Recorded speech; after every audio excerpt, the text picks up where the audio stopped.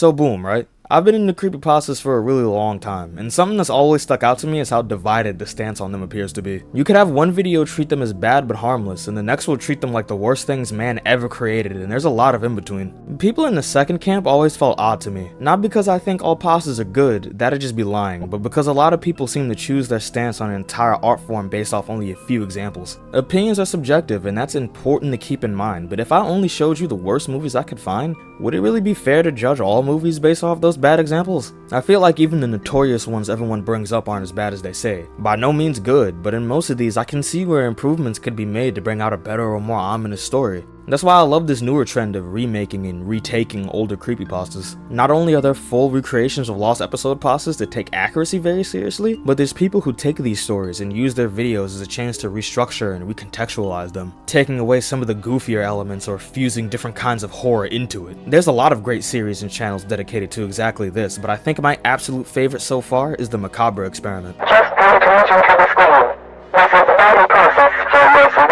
The series takes 6 iconic creepypastas and mangles them into a beautifully horrific set of analog and digital horror videos. They recontextualize things in a way that makes them all connected, and in some cases, a lot better than their originals. Since this specific mixture of shit feels almost as if it was deliberately made for me to stumble across, I feel like putting y'all on. So let me guide you as we go through all the currently available episodes, theorize along the way, and make changes and corrections when needed. Initially, I was gonna look at some fan-made stuff too, but I didn't realize how much bigger that made the scope of this video until I started writing the script, so let's just get started with.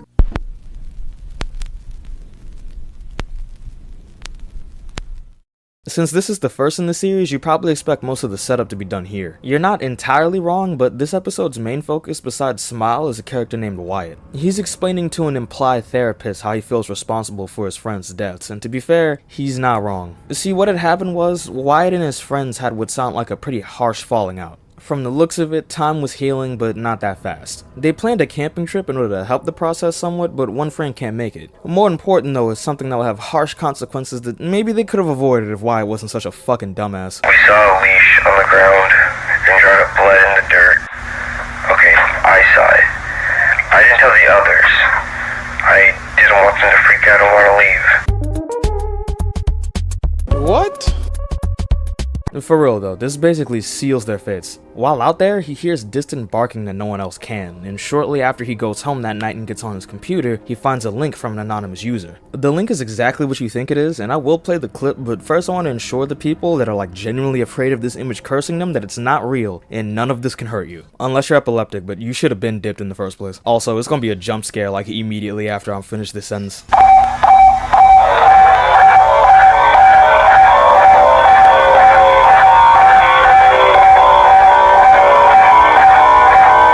He thinks it's a prank at first, but quickly comes to realize it's something much worse. Just like smile.jpeg's original lore, it starts to mess with his head, making him hear a raspy voice constantly telling him to spread the image. He doesn't understand why, and he heavily regrets it, but eventually he folds and sends them to his friends, leading to him being responsible for their murder. The therapist tells him they can continue tomorrow. It cuts to the clip I played earlier, and then it cuts to an MGM cartoon. This seems random at first, but if you pay attention to the plot of the short, it's about the dog trying its hardest to sleep, but it's constantly being woken up by things. Many believe this ties in by implying the Smile dog is in a similar predicament, and so do I. The series goes on to hammer this home in the next few episodes, so what's doing this to them? Or who's doing this to them?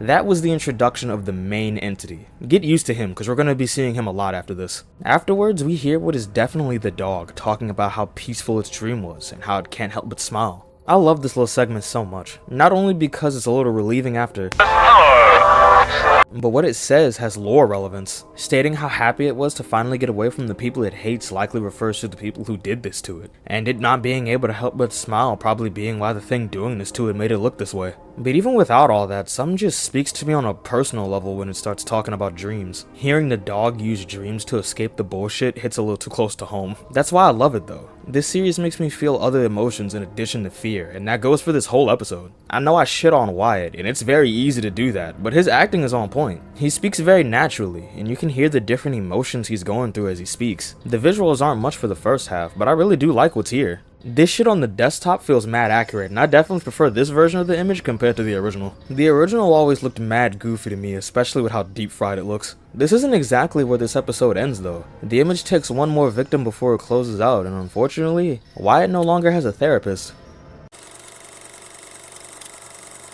Real quick, it's some heavy shit in this next one, so if self-harm bothers you, you might want to skip to this timestamp.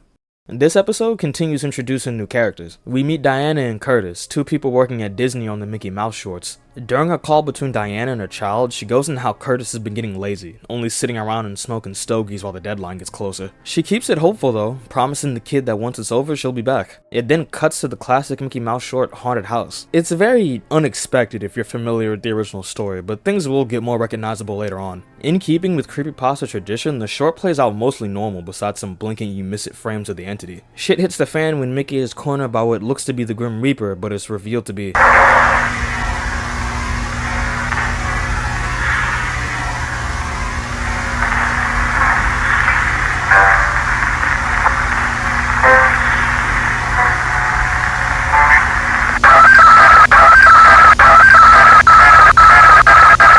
This and another section in the same video legitimately scared the shit out of me the first time I watched it. The build-up is perfect, and coupled with the rubber hose animation style of the short, the VHS deterioration, the sound design, it's one of my favorite scares from the series. We then see an interaction between Diana and Curtis, but not much info can really be taken from her besides Curtis's suspicious behavior. Back in the short, Mickey gets circled, and one of the most iconic moments from the series occurs. This is Cooper. I'm afraid to inform you that control is out. Control is out. Control is out. Control is out. Control is out. Control is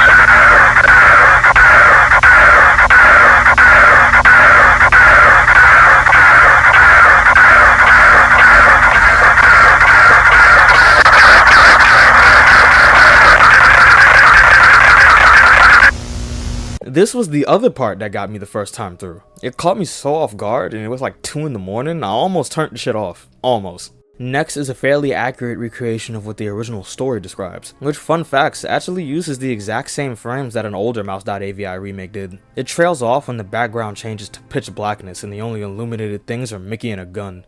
I'm sure you can guess where this goes. The aftermath is seen through a police call with an unfamiliar, elongated face. We meet Rowan with us, Curtis's son, who isn't having the best of times right now. Through this, we learn that much like the random employee in the original story, Curtis took the easy way out. Oh my god. Oh my god. I don't...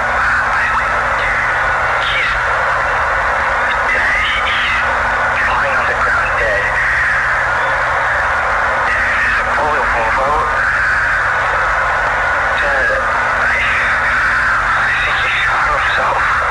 Afterwards, a portion of a commercial plays, cutting to a glimpse of what I assume was his body. And after this creepy ass shit, another corpse, assumed to be Diana's, appears. Best guess is that just like Curtis, watching the short has something to do with her untimely demise. It ends on another note, now addressed to Diana. It goes on to explain the way Curtis acquired the tape, mentioning some shady company recreating the cartoon for him. There's more on this shady company in the next episode, but I kinda still need to give my final thoughts on this one, so give me a second. Visually, it's a lot more eventful than the last episode. The last episode had a lot of black backgrounds with text on it. This one has much less of that, and even when it's there, it's either very short or you're given something to look at. Nothing random though, as it all does service the plot. Speaking of which, I really like how this episode makes you question so many things simply by mentioning the shady company, Rowan's connection to Curtis, and to look at the screen text that can be seen during the whole bit. It manages to give you just enough info to theorize, and couple that with the voice acting, which I had no issue hearing but other people have, and I think it's one of my favorites out of the 6. It strays a lot further from the nature of the original story than smile.dog, but still manages to feel in line with what you'd expect from it. You also get a better idea of how the series will continue to adapt creepypastas into this twisted universe, and how exactly they got this way is actually what the next episode is about. This episode's mad short because instead of splitting focus on lore and scares, this one's mostly here for lore. This segment's gonna be shorter than the rest of them too because it is just like a wall of text basically. We do get some much needed explaining of exactly how things got to this point though. This all started with a man named Ethan Macabre. He created Macabre Labs, a company that performed inhumane experiments for their own benefit. Most of their victims died, but those that didn't became mangled shells of their former selves and lost all their memories. As a byproduct of these experiments, microbes are released into the air. Not just normal microbes though. These have the ability to pass through both living and inanimate objects. Any infected human will be mangled in the same way as the test subjects, and inanimate objects can get infected to the point that simply watching something can be dangerous. Which makes the video telling the FE employee to watch it closely just a bit more suspicious. Oh yeah, that's right. At the beginning of this video, it's established to come from the FE Protective Agency. Presumably researching the Macabres, it's established the person filming is an employee of theirs, that they make very clear to you is not going to make it out of this episode. He meets his unfortunate end after being warned of how aggressive and manipulative they can be. He catches a glimpse of what I think is Ethan Macabre and fails to escape, being revealed that his murderer is the boy who became Jeff the Killer. It's a lot to unpack, but writing this script is going to be so much easier now that I don't have to avoid saying macabre and microbes so I don't spoil the reveal. Now we have a name and a face for not just the shady company mentioned last episode, but the very man responsible and how it even happened. I believe that the smiling macabre seen throughout the episodes is Ethan, since they say he was never caught after being shut down. The macabre has been consistent in its appearance, meaning it can be assumed it's the same one. Some may think it's Jeff, since he's the one that kills the agent, but it specifically calls him a boy and not a grown-ass man, which is what Ethan is. I'm in the camp that believes Ethan can control the Macabres. In episodes before this, nothing would be wrong with the footage shown until he appears, and both times it forces a smile on the face of the characters that were originally there, even if by force, which we'll see soon in...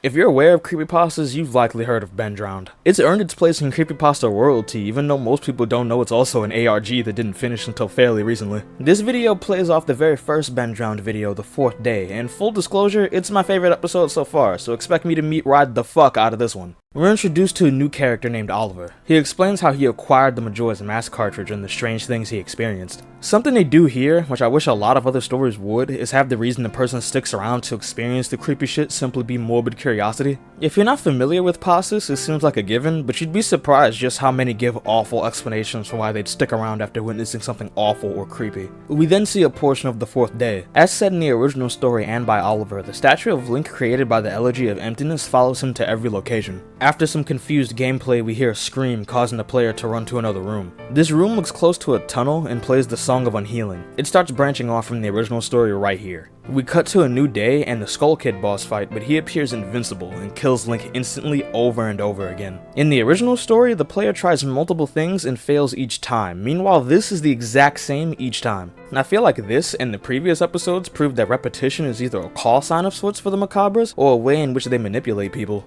After getting the Diavolo treatment, it cuts to Link waking up in front of a grave, and Ben finally talks directly to the player.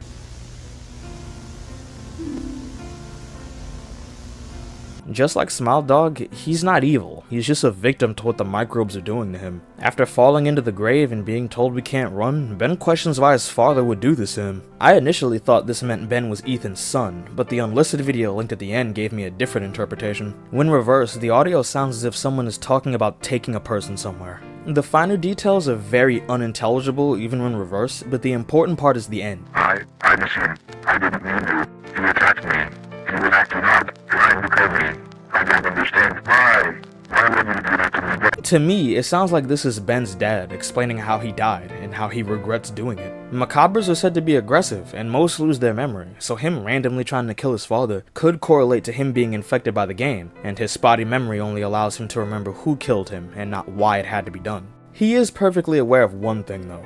After reloading the game, a new save file named Ben is there like in the original story. He loads it to see Link lying on the ground as Ethan slowly gets closer, and before it ends, Ben makes it clear how he feels about Ethan, and presumably how every Macabre feels.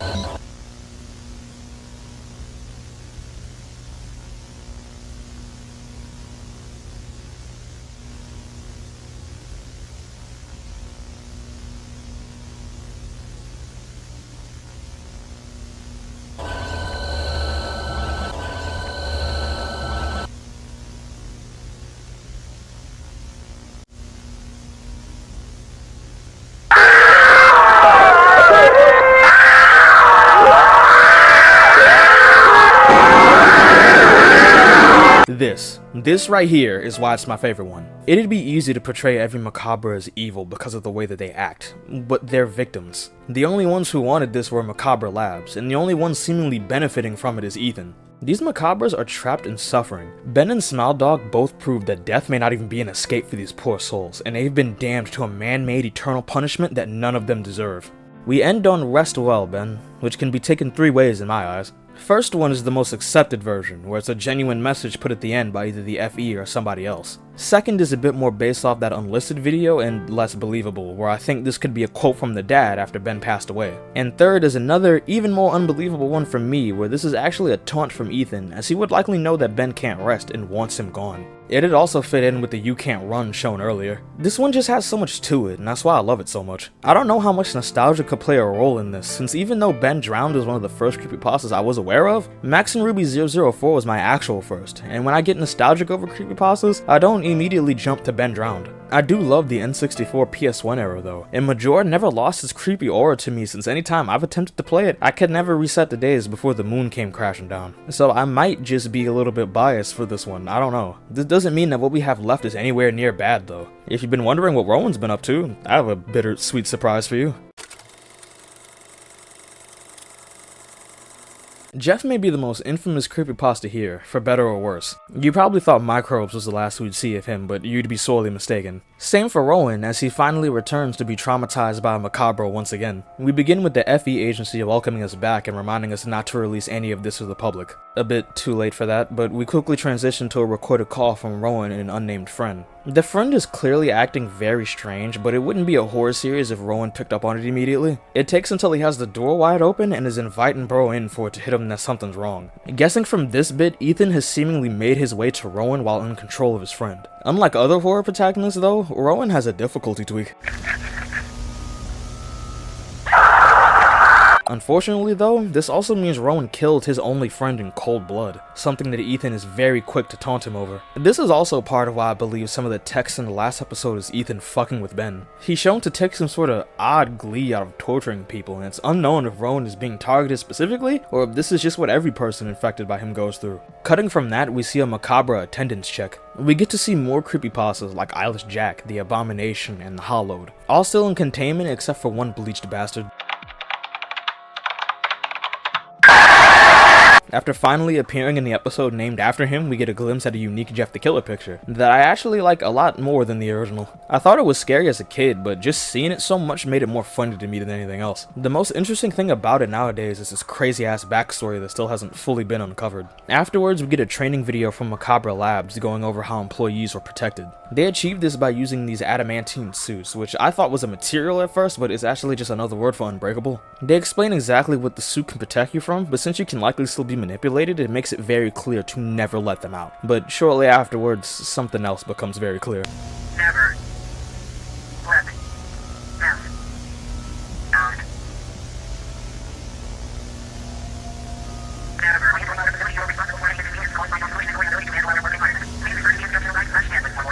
Not only has Ethan found his way here too, but in that paragraph that briefly appears, it notes that any sign of disobedience can result in immediate experimentation or punishment. This fills us in that the company's been up to even more fuck shit than we initially thought. You really have to wonder what benefit exactly they were trying to get from this. It's almost starting to sound like the only benefit was being able to put people through this inhumane torture. The very last thing we see is an update on Rowan, and things aren't going too well for him. Some think this means that the image at the start, coupled with it just saying the killer, means that Rowan is actually a Macabre and hung himself in the cell. I personally don't think that's what it's trying to say, as Rowan doesn't exhibit many Macabre traits as he retains his memories, and while he looks like a Peppermint Park character, his face isn't mangled. If anything, I think Ethan may be using him as a way to further spread the microbes and his influence, much like the Smile Dog. He's on his way to a maximum security prison now, so only time can really tell what happens next. This isn't the last episode though, the next one is, and it ended up being another one of my favorites. I probably should have expected that though, because it is based off one of my favorite creepypastas. Well shit, we made it. Currently, it's the final episode of the Macabre experiment, and it's based off one of the best pastas out there. I love this episode for much of the same reasons I love the Ben Drowned one, so let's get into it. We start with the FE agency again. This time they're investigating Candle Cove, which, just like the original story, is a TV show that some people remember watching fondly, some people remember having nightmares over, and everyone else just sees static. After some replies to their anonymous questions, it cuts to a TV we'll return to and then a report. We meet two new characters, Samson and the one speaking, who was revealed in an illicit video to be named Hannah. While investigating an abandoned facility, they came across a broken vial containing remnants of a special microbe called a Bear Note 7. What makes it special is its ability to not only just affect adolescents, but also ignore most of the body besides the brain. After trying to inform us what will happen once it takes full effect, the video is shown to be infected just like the others.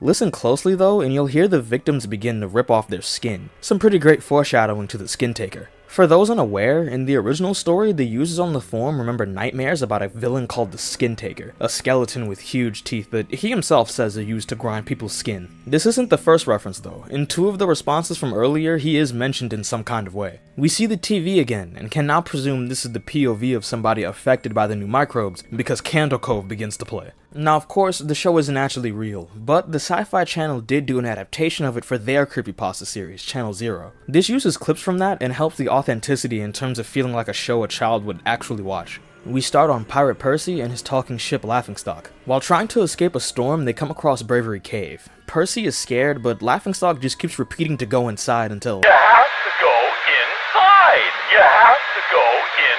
You have to go inside! You have to go inside!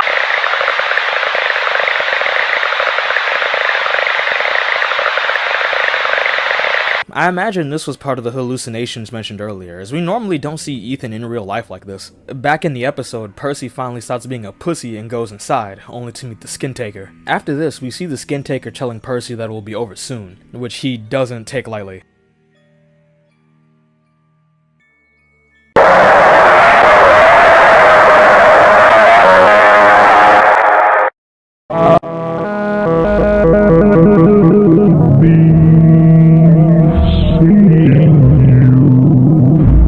If you pause the flashing imagery that follows it, you'll find a nondescript man with the words "my son" upside down, Jeff the Killer with the words "you shouldn't have done that" repeating, and a picture of Rowan with the word "murderer" by it. And the smoking gun of all this is what appears to be a eulogy. It's blurry at first, but if you focus, it says Ben Macabre. I personally hadn't been able to catch that until going frame by frame for this video, and it blew my fucking mind. But it also brings so many more questions into this. If Ethan is the Macabre we've been seeing this whole time, why would he taunt Ben? Especially when this episode heavily implies that he misses him. The Macabre itself even looks different in this one. The usual one does appear once, but many times we see this different one with the words "my son" under him. What does Rowan have to do with this? And is it trying to imply that it was him who murdered Ben, or was it Jeff? What did the Skin Taker mean when he was telling Percy that he isn't real either? Are they sentient, or are their souls trapped here just like how Ben is? It creates this storm of ideas and questions in my fucking head, which is exactly why I even watch videos like this. The scares are great, but I love having something to try and figure out. It's like as soon as we answer one thing, we also get more things to question, and even have to question earlier things. Yeah, during the edit, I found some more images I can't quite explain. I want to make connections. I'm not quite sure what those connections are, though. I also managed to miss this very clear picture of Rowan at the end that's very distorted as if he is a Macabre. I'm still not quite sure if this confirms that or not.